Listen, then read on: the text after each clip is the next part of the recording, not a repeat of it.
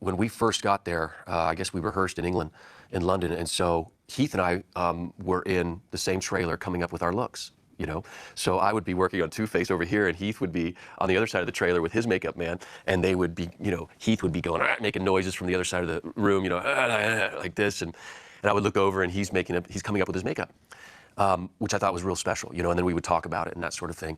Wow. Just a really great guy. My one experience with Heath on the film was our scene together in the hospital bed, which is really my only scene with him. And it was, I was in the hospital bed that day, and I thought, well, I don't really have any lines. What am I going to do? And I had no idea what was going to happen. And so I got in the bed, and they were lighting, and Chris was walking around and doing things. And then Heath came around, and Heath was always in character.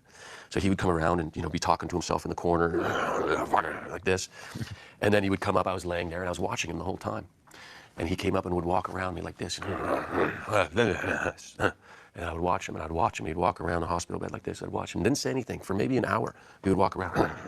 And then we'd watch him, and then he'd start saying his lines. And I would watch him, boom, watch him come around the bed like this. And then all of a sudden my hand would go up like this, and he caught my hand. So we just went through this organic process of developing this scene, which was really nothing.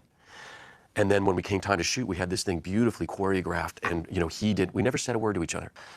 Back to our trailers, and Heath was here, and I was walking, and he puts his hand on my shoulder, and he goes, "That's what acting's all about."